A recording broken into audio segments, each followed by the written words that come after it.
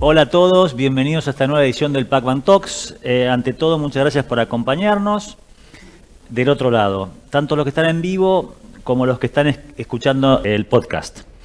Esperamos que todos ustedes, sus familias y amigos estén bien. Como siempre, al final de la charla daremos espacio a comentarios, dudas y consultas a través de este chat. Asimismo, agradecemos a ARCAP, Asociación Argentina de Capital Privado, Emprendedor y Semilla, por acompañarnos en este nuevo webinar que trataremos sobre el contrato de compraventa de acciones. Y a esos efectos le cedo la palabra a nuestra moderadora y socia del estudio del área corporativa y societaria, Vanina Veiga. Hola, gracias Santiago, buenas tardes a todos. Voy a empezar presentando a los panelistas que nos van a acompañar hoy, que son Santiago Deró y Eugenio Aramburu. Ambos son socios del estudio, especialistas en temas de M&A y financieros, con muchos años de experiencia en estos asuntos. Y su experiencia sobre estos asuntos tiene que ver con una gran diversidad de rubros, que tiene que ver con los rubros de nuestros clientes, que abarcan desde el agronegocios hasta empresas de consumo, petróleo, financieras, etcétera. Así que va a ser muy interesante lo que puedan compartir con nosotros. Como adelantó Santiago, el tema de hoy va a ser el ABC de los contratos de compraventa, respecto a lo cual empiezo por mencionar que la generalidad de las operaciones de compraventa o M&A cumplen ciertos hitos que son los que vamos a desarrollar en la charla de hoy. El primero de esos hitos es el acuerdo de confidencialidad, o también conocido por sus siglas en inglés como NDA, y el memorándum de entendimiento o MOU. El acuerdo de confidencialidad es el contrato al que las partes allegan como para compartir cierto material confidencial o conocimiento, pero restringiendo su uso al público. Sí, exactamente, restringiendo su uso al público. Y por otro lado tenemos el memorándum de entendimiento, que es el documento en el que se refleja que existe un interés entre las partes para llegar a un acuerdo de este negocio. Ambos son los puntapiés del proceso que vamos a desarrollar hoy. Y al respecto me gustaría preguntarle a Santiago cuáles ve que son las cláusulas más relevantes en estos documentos y qué ve como importante a la hora de la negociación de los mismos. Bueno, gracias Vanina. Como ustedes podrán pensar, si bien el proceso de una adquisición de una compañía que al final se traduce en la firma de un contrato de compraventa de acciones es un proceso complejo, que de alguna manera tiene muchos hitos, yo siempre trato de dar el ejemplo de que el proceso es muy parecido a lo que puede ser la compra de un auto usado. Entonces, cuando yo voy a comprar el auto, de alguna manera voy y necesito tener algún tipo de información sobre el tipo de auto que voy a comprar y por lo tanto, ¿qué hago? Voy y le pregunto a la parte de vendedor, vendeme este auto, ¿qué tiene este auto? Bueno, acá esto es lo mismo. Yo quiero comprar una compañía, hay alguna relación, hay un interés de una parte. Entonces, muchas veces estas compañías tienen información sensible, tienen información que no quieren compartir con mucha gente, que no se den vuelta al público, y por lo tanto lo primero que va a hacer el vendedor al iniciar la negociación va a decir, bueno, yo te voy a dar información para que vos evalúes mi compañía, para que veas si querés comprar el auto o la compañía de alguna manera, y a esos efectos me va a presentar un NDA, que es en inglés Non-Disclosure Agreement, que es un documento bastante estándar que generalmente se hace con modelos que ya están muy negociados, y que en la generalidad de los casos son documentos que no tienen mucha, de alguna manera, ciencia, y lo que tenemos que ver generalmente son documentos muy simples que lo que dicen es que nos van a dar información, que esa información no se puede dar a conocer a terceros, salvo en casos específicos en los cuales haya una orden judicial, o esa información se haga pública a todo el mundo, en cuyo caso yo puedo dar información a conocer, y después se ponen ciertas cláusulas relacionadas principalmente con lo que es la protección de esa información confidencial, el plazo de duración de la obligación de confidencialidad, que se puede fijar entre 1 o 3 años, y cuestiones relacionadas con la forma en la cual uno va a destruir esa información al final de la operación, si no se hace la operación. Y generalmente hay 2 cláusulas que uno tiene que estar precisamente bastante encima, que son, la primera es, muchas veces se intenta o se trata de poner 2 cláusulas restrictivas. Una que es el non-solicitation, que es que uno no puede contratar a otra persona de la otra compañía mientras dura la transacción por el hecho de que la conoció como motivo de la transacción. Y lo mismo con el non-solicitation de clientes, que es que uno no puede contactar a un cliente que haya tenido información de la transacción. Entonces, esas cláusulas generalmente son las que uno va a tener que realmente tratar de negociar, porque son cláusulas que de alguna manera aparecen a veces de a prepo en estos contratos y hay que estar atento para no comprometerse a algo más, que es intercambiar información y que esa información sea confidencial. Muchas veces se intenta de alguna manera insertar este tipo de cláusulas que hay que negociar y hay que ver, de acuerdo a las circunstancias de la operación, si se acepta o no. Pero generalmente recomendamos que este tipo de cláusulas no se acepten en los contratos de NDA porque generan restricciones que van más allá de lo que uno está de alguna manera tratando de proteger, que es la información confidencial. Por supuesto que en cierto tipo de operaciones, sobre todo en lo que es operaciones tecnológicas o operaciones en las cuales de inversión de capital semilla, estos contratos son mucho más importantes que en una operación normal de private equity. ¿Por qué? Porque en esa operación, de alguna manera, muchas veces puede pasar que la información que se le da sea lo que precisamente está tratando de comprar el comprador. Entonces, en ese caso, en caso de operaciones tecnológicas, es muy importante negociar bien esa parte, y esas son las cláusulas que de alguna manera vamos a tener que negociar, es qué puede hacer la otra parte con esa información, y es todo un proceso un poco más complicado, que no vamos a entrar ahí, porque obviamente que en el proceso de compra de empresas tecnológicas, la información que se da es la clave. En cambio, en otro tipo de compañías se va a dar información que va a estar más relacionada con lo que es la propiedad de la empresa y algún otro tipo de que clientes tiene, en los cuales es algo más normal. Entonces, resumiendo, con los NDA son documentos bastante estándar que lo que hacen es proteger la información que se va a dar a la otra parte, al comprador del auto, de alguna manera, a los efectos de que ese comprador pueda analizar si va a comprar el auto o no, o si va a comprar la empresa o no. Y lo que hay que tener especial hincapié es, uno, que no nos pongan cláusulas que después nos molesten o nos dificulten otros temas, como es el non-solicitation, que es que no puedes contratar a un empleado que haya estado en relación con vos como motivo de la transacción, que esas cláusulas sean muy específicas y muy relacionadas con la transacción y no que sean cláusulas generales de que no puedo contratar a más nadie de la otra empresa o que no puedo contratar a ningún cliente de la empresa. Esas son las cláusulas que hay que ver. Después, claramente, que son documentos estándar, que no hay mucha más ciencia. Pasado ese primer periodo en el cual uno se firma el non-solicitation, ya empieza un conocimiento de las partes y pasamos a otro tipo de documento que es el MOU, la carta de intención, que es un documento en el cual las partes tratan de plasmar los principios básicos de la operación. ¿Por qué no vamos a un contrato de compraventa definitivo directamente? Porque generalmente lo que pasa es que el comprador va a querer conocer la empresa y va a tener que tener una información previa de la empresa a los efectos de tener una idea del precio, de las condiciones mínimas a las cuales estaría dispuesto a hacer la operación. Por lo tanto, no tiene sentido empezar a negociar un contrato mucho más complejo como es el contrato de compraventa de acciones. Entonces, para hacer una situación en la cual las partes llegan a un principio de acuerdo, es que se firman estos contratos que se llaman Memorandum of Understanding, Letter of Intent, que son contratos en los cuales de alguna manera las partes plasman las condiciones básicas. ¿Qué van a plasmar ahí? 1, la determinación del precio. 2, las indemnidades que se van a dar. 3, si hay ajuste de precio, si no hay ajuste de precio, cómo se va a determinar ese precio. Y un plazo X razonable para permitir a la otra parte hacer el due diligence.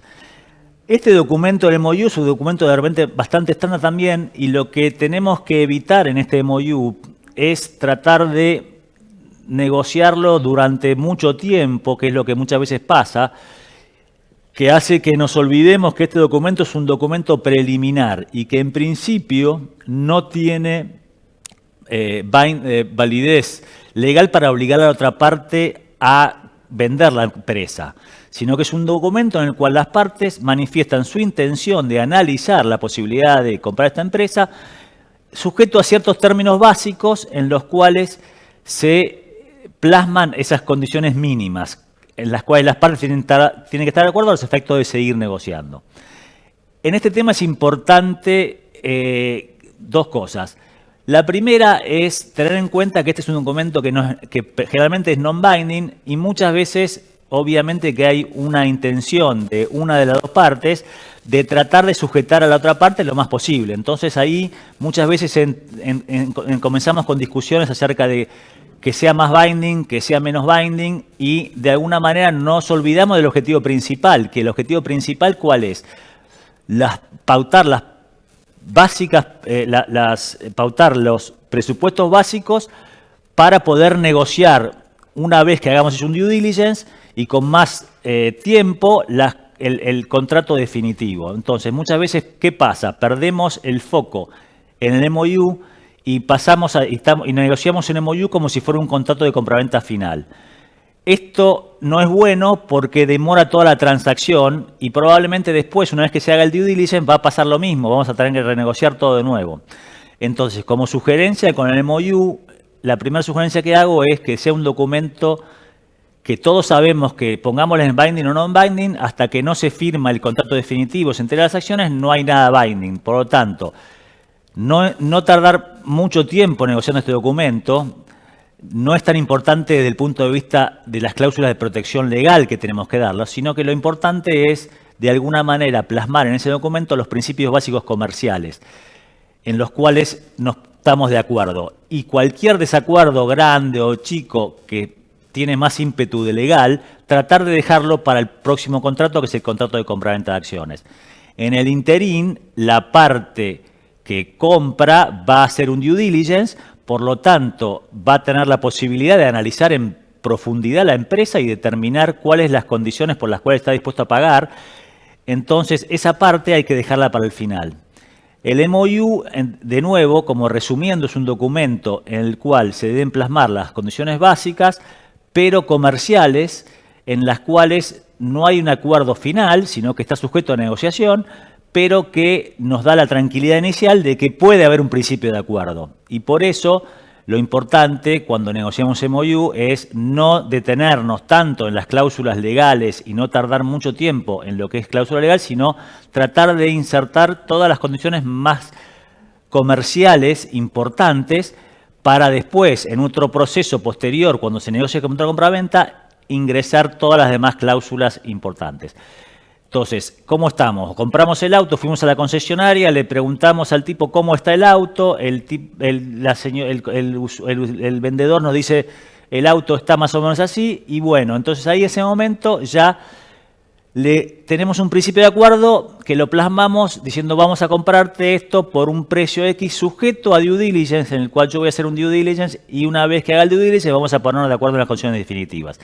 Entonces, Vanina, ya tenemos la primera parte, que es un acuerdo de la confidencialidad en el cual podemos transmitirnos información y un acuerdo básico económico de pautas para que nos permitan seguir negociando, y ya pasamos ahora al due diligence. Así que, Vanina, te cedo la palabra para continuar con la charla. Dale, gracias, Santiago. Bueno, como vos indicaste, una vez firmado el MOU ya se pasa al due diligence. El due diligence no es más que una auditoría que el comprador lleva a cabo para verificar la situación en la que se encuentra la sociedad o los activos que está adquiriendo y para saber con precisión cuál es el patrimonio con el que se va a encontrar al momento de tomar posesión. Al respecto, Eugenio, lo que me gustaría consultarte en tu experiencia es cuáles son los puntos con respecto a los cuales hay que tener especial cuidado al momento de hacer un due diligence. Bueno, buenas tardes a todos y gracias por sumarse también a todos los que están del otro lado en esta nueva edición de PAC-1 Talks. Bueno, el due diligence o auditoría es el proceso mediante el cual se le da acceso al comprador a toda la documentación e información sobre la empresa que va a ser adquirida. Para el comprador es una herramienta que permite evaluar o confirmar la evaluación de la empresa que va a adquirir y puede ser realizado antes de firmar el contrato de compraventa de acciones, que es lo que generalmente ocurre, en cuyo caso el due diligence va a ser una herramienta para determinar el precio, o hay ocasiones en las cuales el due diligence a veces inclusive se hace después de firmado el contrato de compraventa de acciones, en cuyo caso la auditoría va a ser una herramienta para ajustar el precio.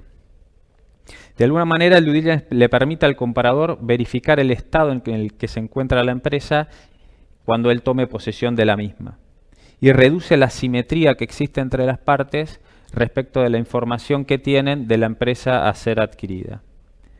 Y en este proceso hay intereses contrapuestos. Por un lado está el comprador, que claramente quiere tener un acceso irrestricto, absoluto y total a toda la documentación de la empresa, a los ejecutivos de la empresa e inclusive ir físicamente a las instalaciones de la empresa para ver en el estado en que se encuentran. Y por otro lado está el interés del vendedor, que no obstante la firma de un convenio de confidencialidad que describió Santiago antes, tiene intención y va a ser un poco reticente en suministrar información que sea sensible de la empresa, hasta tanto tenga la certeza absoluta de que la operación se va a concretar. Y también va a ser reticente en informarle al comprador información donde quede plasmada los riesgos, los vicios y que tiene la empresa a ser vendida. Y el due diligence suele abarcar tres grandes áreas. Un área legal, a cargo del estudio jurídico, un área contable impositiva, a cargo de un estudio contable, y un due diligence operativo, que generalmente estará a cargo del comprador y que requiere un conocimiento muy específico de la actividad concreta que desarrolla la empresa. Es muy importante que estos tres agentes, estos tres due diligence que se celebran simultáneamente, actúen de manera coordinada y que periódicamente se pongan en contacto entre sí para compartir los hallazgos que tuvieron durante el proceso de auditoría y para informarse de cualquier problema que encuentran durante este proceso sobre la empresa, ya que es mucho más eficiente y económico enterarse al comienzo de un proceso de auditoría si existe alguna cuestión que impide la consumación de la operación que esperar hasta último momento. Como abogados, el objeto de la auditoría se va a focalizar primero en el objeto del contrato, que son las acciones. Y para esto lo primero que vamos a analizar van a ser los libros societarios de la empresa, los estatutos, la existencia de eventuales convenios de accionistas, filings e inscripciones en el registro público de comercio, en fin, todas aquellas cuestiones que nos permitan confirmar la validez de las acciones que estamos adquiriendo, que representen el porcentaje en el capital social y en los votos de la empresa que el comprador tiene en miras al momento de contratar y que en definitiva se pueden ser transferidas libremente, libres de toda restricción y gravamen a favor del comprador. Pero en segunda instancia, el due diligence se va a focalizar en lo que es el funcionamiento de la empresa. Y acá lo que es muy importante es que los abogados no seamos unos meros resumidores de documentos a los cuales tenemos acceso durante este proceso, sino que conozcamos cómo funciona y opera la empresa. Es decir, y cómo la empresa ha instrumentado y documentado las relaciones jurídicas que hacen a esa operatoria. Por ejemplo, si la compañía necesita insumos o materias primas para operar, ¿cómo las obtiene? Las obtiene en el mercado de spot, tiene asegurado su suministro a través de un contrato de largo plazo, la suministra al mismo vendedor o alguna empresa afiliada del vendedor.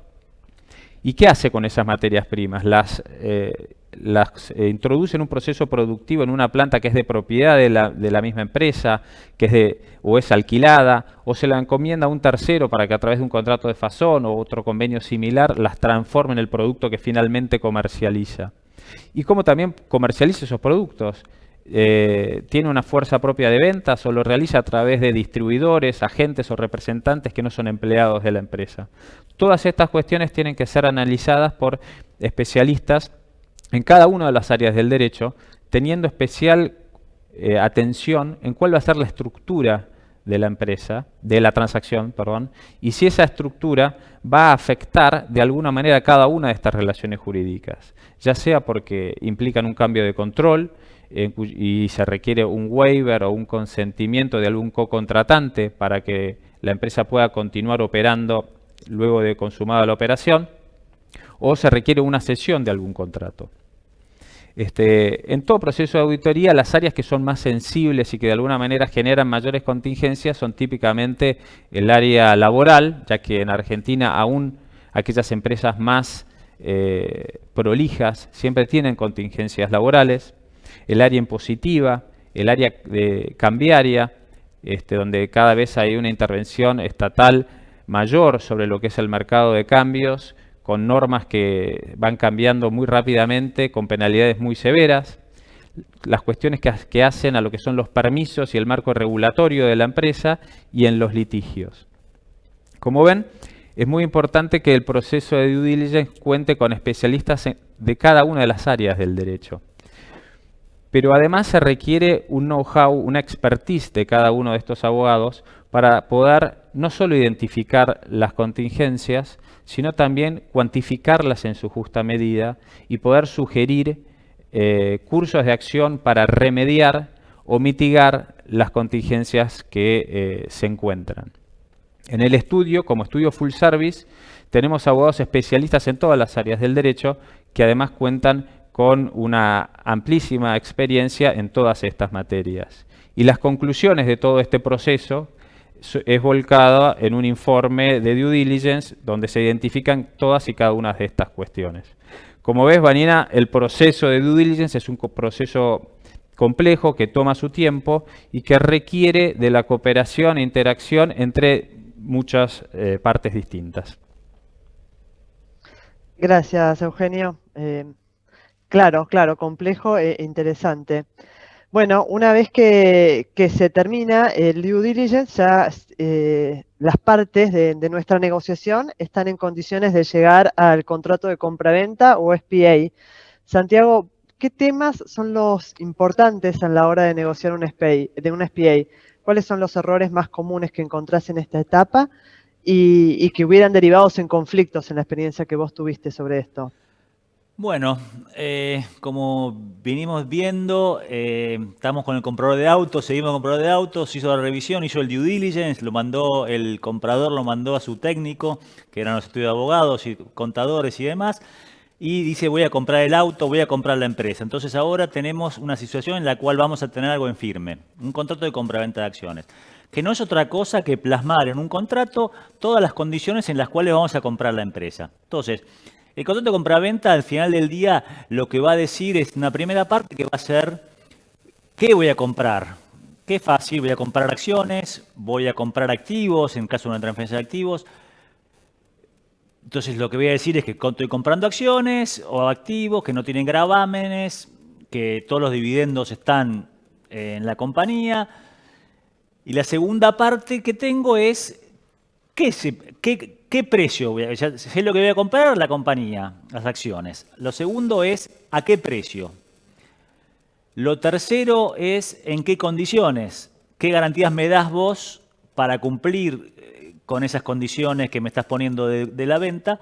Y el cuarto eje es ¿cómo me garantizo yo de que vos de alguna manera me estás diciendo la verdad? Que el auto tiene 4 puertas, tiene 2 ruedas, las ruedas son nuevas, que tiene capó y demás. Entonces, generalmente podemos describir un contrato de compraventa de acciones que tiene estas 4 partes. La primera parte es muy fácil, que es describir qué es lo que se compra, que es las acciones estén libres de gravámenes, que se compran las acciones, que no hay otros terceros que tienen derecho sobre ellas. Es una parte bastante simple. La segunda parte es una parte importante, que es ¿a qué precio compro esas acciones o esos activos? Acá generalmente se dan las mayores discusiones porque claramente la empresa es una empresa generalmente que uno está comprando, es una empresa en marcha que uno la puede ver en un momento, al principio de año, y fijar un precio, y después de toda la negociación puede pasar un año para que se cierre el contrato. Entonces, queda una circunstancia en la cual fijamos un precio en un momento, pero ese precio recién se va a validar después de un año a los efectos de determinar cuál es el precio final, que tenga en cuenta qué es lo que pasó durante ese año y cómo evoluciona la empresa. Y a su vez puede pasar que no nos pongamos de acuerdo en el precio o no nos pongamos de acuerdo en proyecciones futuras del precio, de qué es lo que cómo le va a ir la compañía en el futuro, y entonces también sean mecanismos de protección en ese sentido. Entonces, la segunda parte, el precio. Lo primero es cuál es el precio. Puede ser un precio fijo, generalmente es un precio fijo o un precio variable. El precio fijo puede ser ajustable o no. Entonces, tenemos precio. Precio fijo es un monto X.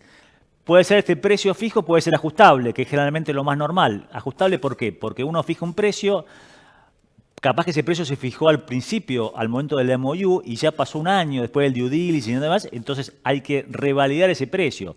Y mucha gente dice, yo no quiero revalidar ese precio si no tengo una auditoría de cierre que me diga al momento del cierre cuál es ese valor de los activos a ese momento. Entonces, el contrato generalmente prevé mecanismos de ajuste de precio, que son mecanismos por los cuales las partes acuerdan en qué manera se va a ajustar el precio fijado. Yo fijé un precio en base a lo que era, por ejemplo, las proyecciones de caja de la compañía de acá a 5 años, pero además quiero ver cómo están los activos que van a generar esa caja al momento del cierre. Entonces, generalmente se ponen mecanismos de ajuste de precio, ya sea por variación de capital de trabajo entre la fecha que puse el precio, el cierre, o por la variación de la deuda entre la fecha de puse el precio del cierre. Todos mecanismos que tienen que ser ajustados al momento del closing con los números reales de la compañía. Y eso muchas veces implica hacer un due diligence o una auditoría posterior al cierre, en la cual el comprador, ya dentro de la compañía, analiza los números de la compañía y determina si lo que le dijeron era verdad. Y posteriormente puede ser que haya algún precio diferido. ¿Por qué? Porque puede ser que las partes no se pongan de acuerdo sobre cierto sector del negocio, cuál es el valor de ese sector y cuánto está en condiciones ese sector del negocio en producir a futuro, en el cash flow a futuro. Entonces, hay mecanismos en los contratos que prevén esa situación, que se llaman earn-outs, que son mecanismos en los cuales hay un precio diferido que depende del performance de la empresa a futuro. Muchas veces los vendedores y compradores discuten sobre la evaluación o sobre cómo se va a evaluar este activo, qué cash flow va a producir, y muchas veces el vendedor, que tiene mucha fe y que está vendiendo el auto de alguna manera, dice, no, esto va a producir cantidad. Y el comprador, más cauto, dice, no. Entonces, cuando no hay acuerdo en eso, hay mecanismos para fijar precios en los cuales el precio futuro está dado por el performance de la compañía, que es el earn-out. Entonces, resumiendo un poco, estamos con el precio, que puede ser fijo o ajustable. Generalmente es ajustable a los efectos de dar tranquilidad al comprador de que ese precio se está siendo respetado y no varió la compañía. Y hay precios que también son pagaderos a futuro, que se llaman earn-outs, que dependen ya de lo que es la compañía a futuro, cómo va a ir el performance de la compañía a futuro. Nos pusimos de acuerdo en el objeto, que es qué es lo que compro, qué voy a pagar, y ahora lo que tenemos que ver son las condiciones de pago.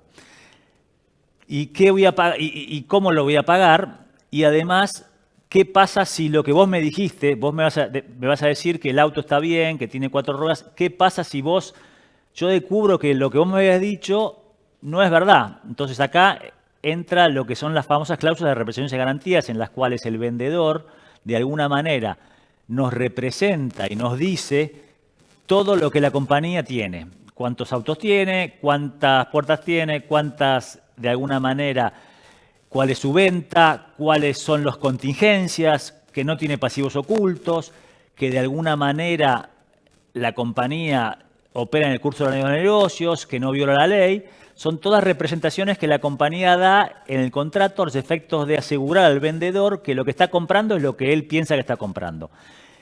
Y la última parte de los contratos es ¿cómo hago yo, comprador, para asegurarme de alguna manera que el vendedor me va a cumplir? Y si el día de mañana yo abro la puerta del auto y se me cae todo, se me salen las ruedas, ¿cómo me va a asegurar el vendedor que me va a pagar ese arreglo que tengo que hacer?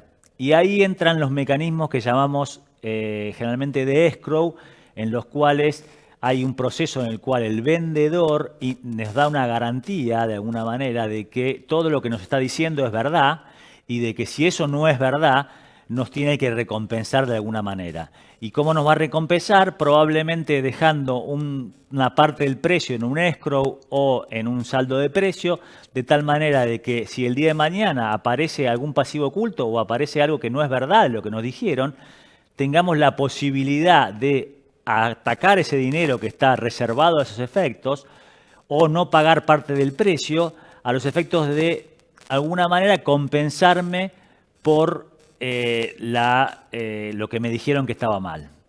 Entonces, como verán, el SPA, que puede parecer un documento muy complejo, en definitiva no hace otra cosa que reflejar lo que ocurre en todos los días, que es que yo cuando compro algo quiero saber cuál es el precio, a qué precio lo voy a pagar, qué es lo que estoy comprando y si lo que estoy comprando no es lo que yo pensaba, cómo de alguna manera me hago cargo, considero que me devuelvan la plata o de que de alguna manera me reduzcan el precio por eso.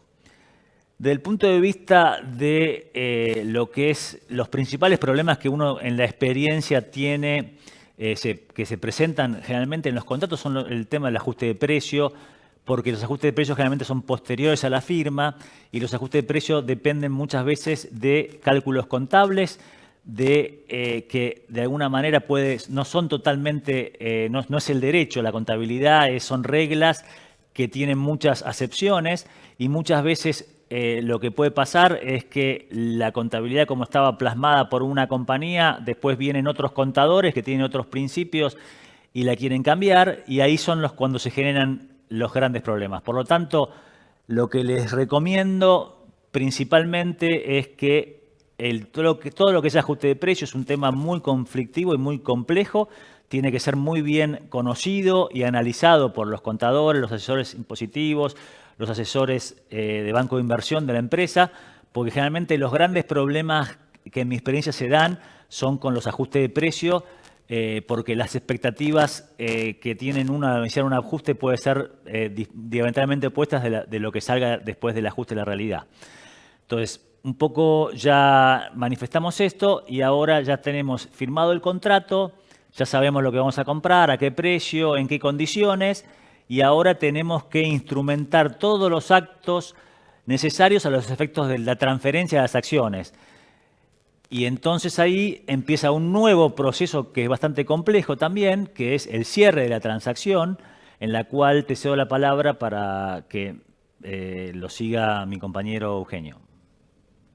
Bueno, muchas gracias, Santiago. Bueno, como bien vos indicabas, el cierre o closing es la realización de todos los actos y la suscripción de todos los documentos que son necesarios para consumar y perfeccionar la transacción que las partes tuvieron en miras al momento de contratar. Típicamente va a ser la transferencia de acciones y el pago del precio, pero hay mucho más. La realidad es que la compraventa de empresas es un proceso complejo, que la ley de sociedades no regula nada de esta materia, únicamente tiene un artículo que se refiere a los requisitos sobre la transferencia de acciones. Y estamos en un ámbito en donde prima la autonomía de la voluntad. Y cada transacción es distinta a las otras, todas tienen sus particularidades. Y dependiendo de la complejidad de la transacción, pueden haber una gran cantidad de documentos que tienen que firmarse en el cierre y puede involucrarse la participación de muchas personas, incluso personas que son ajenas a las partes y que se encuentran en distintas jurisdicciones. Es por eso que es muy importante que todo el proceso de cierre sea organizado con mucho detalle y con anticipación para asegurarse que se realice un cierre sin sobresaltos. Y para esto la buena práctica jurídica indica que lo más conveniente es que las partes negocien con anticipación una agenda de cierre o closing checklist en donde se describa con mucho detalle cada uno de estos actos, cada uno de los documentos que deben firmarse, las personas que tienen que participar. Y si bien cada transacción es única, en el cierre podemos decir que hay 5 grandes categorías de actos que tienen lugar. En primer lugar, las partes intercambian lo que son los poderes y las autorizaciones que les permiten realizar la transacción que están ejecutando.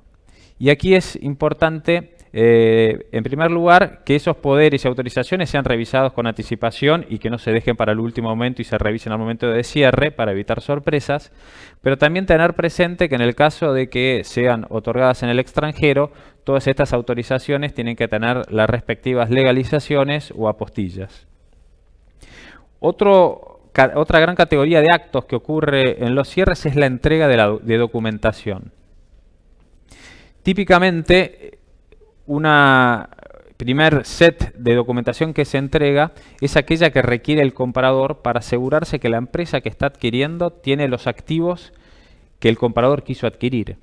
Por ejemplo, si estamos comprando una empresa cuyo principal activo es un inmueble, la buena práctica jurídica indicaría que hay que pedirle en el cierre al vendedor que le entreguen los títulos de propiedad de ese inmueble, que entregue también un informe de dominio que acredite que la empresa sigue siendo la titular de ese inmueble sin existencia de ningún tipo de gravámenes.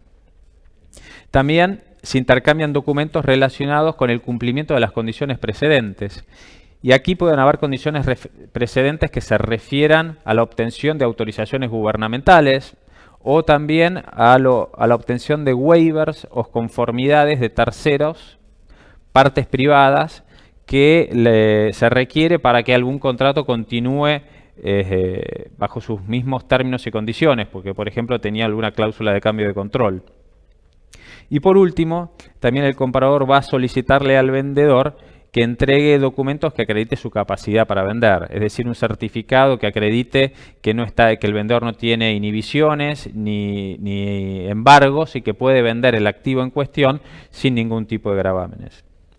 Otra gran categoría de actos que ocurren en el cierre es todo aquello vinculado al cambio de autoridades, es decir, a la remoción de los directores que había designado el vendedor en la empresa, la designación de nuevos directores que reemplacen a los directores salientes, a la revocación de poderes y otorgamiento de nuevos poderes y a lo que es la transferencia y registro de las acciones.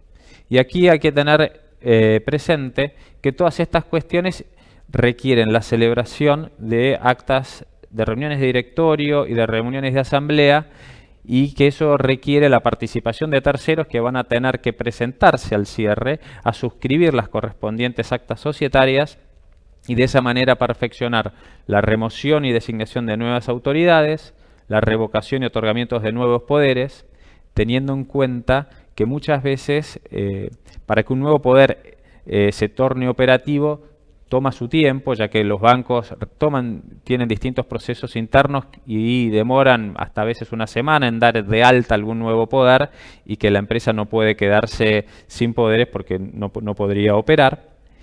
Y también que la nota de transferencia de acciones y su inscripción en el libro de registro de accionistas va a requerir la presencia de un escribano que certifique la firma del vendedor, y que si ese vendedor es una persona física casada, se va a requerir el respectivo asentimiento conyugal de su cónyuge.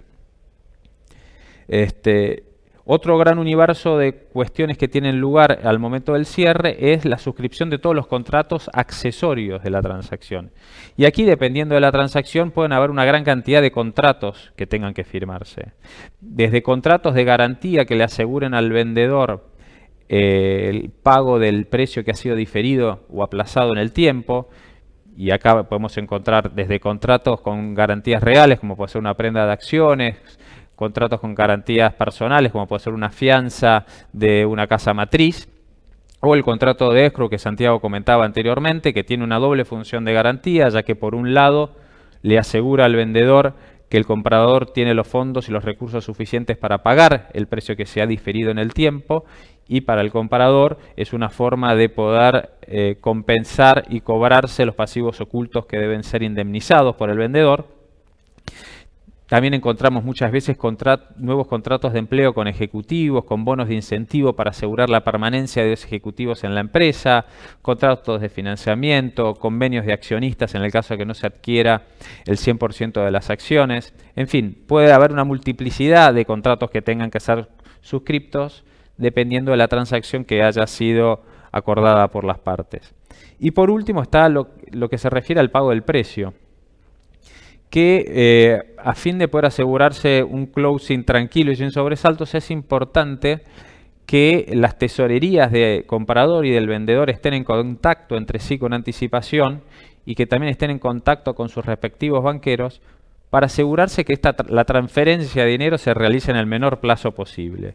Y en esto hay que tener en cuenta también desde dónde se va a hacer el pago, desde qué país y a qué país va a hacerse la transferencia, ya que muchas veces cuando se hacen transferencias que involucran distintos países, a veces demora más tiempo, la transferencia de dinero desde algunos países tiene restricciones y también hay diferencias horarias y esto puede requerir que el closing y el dinero no se acredite en el mismo día.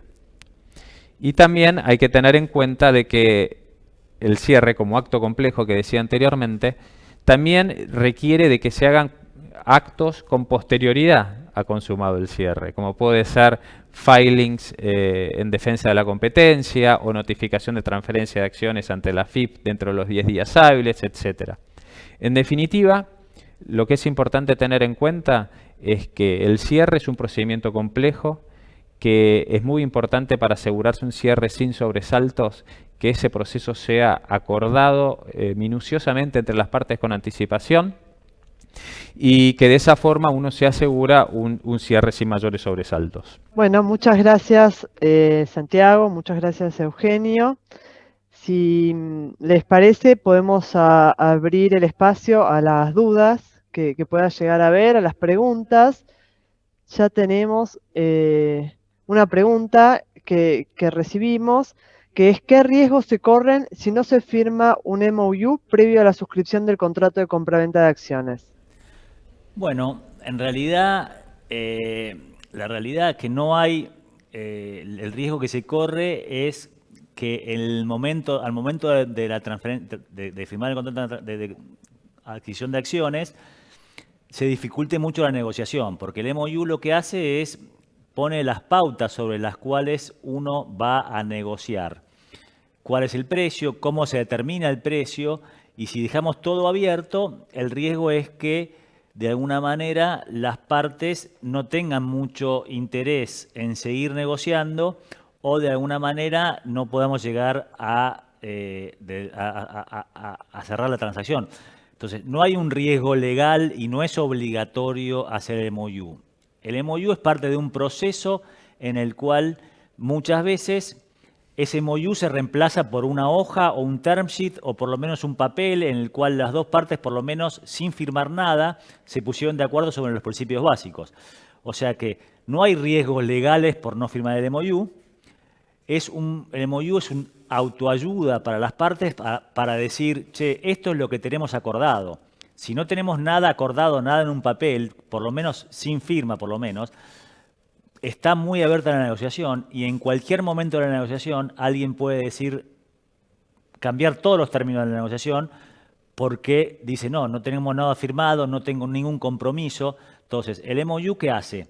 No hay riesgos legales, pero sí es un compromiso moral de alguna manera de los que están negociando, de negociar dentro de esas pautas.